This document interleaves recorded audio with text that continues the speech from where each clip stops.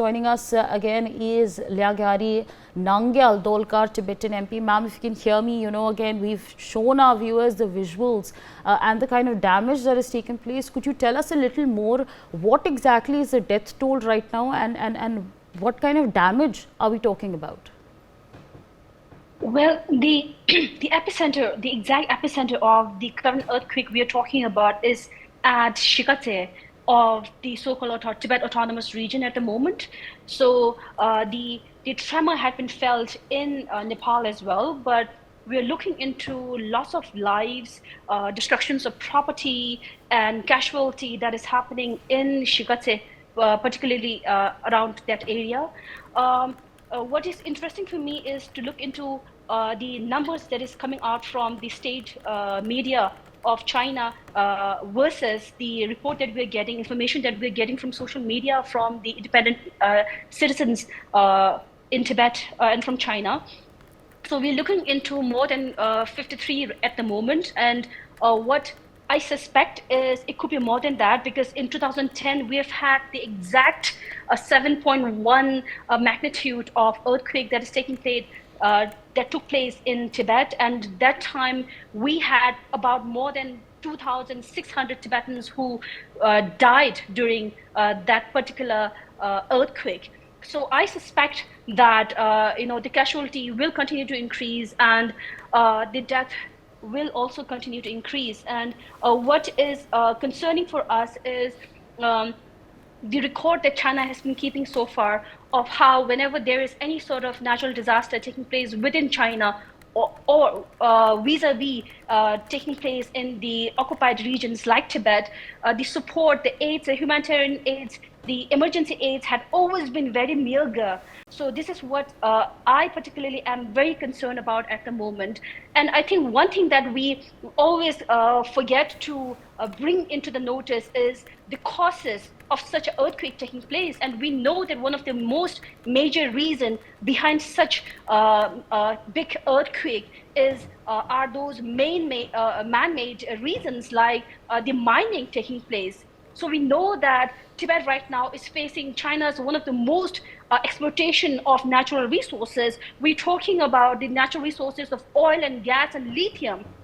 Since everyone's into the green energy, the exploitation of lithium is increasing. And just 3 days back, we heard of the Ministry of External Affairs of India very concerned about the largest dam that is being set up on the Brahmaputra Yangtze River from Tibet. So I believe that all of these man-made reasons the causes are behind what is happening in Tibet right now, leading to death of many Tibetans at the moment, destructions and casualties, that the number of which will continue to increase. Right, absolutely. So you of course outlined over there that in your assessment, one of the key reasons why things have been shaky in Tibet is because of man-made projects. But I'd also like to understand from you, in 2015, the earthquakes that we saw were absolutely devastating. Over 200 people were killed, 2,500 were injured. With that being said, what are the kind of preparations and what is the kind of assistance that people who've been injured are getting at this point of time in Tibet? As I mentioned earlier already, what we are looking into is any time there are any sort of natural resources or natural calamities that is taking place within the occupied region of Tibet, the support that China as a government is able to provide is very, very dismal. And my fear is the same condition will repeat this time as well.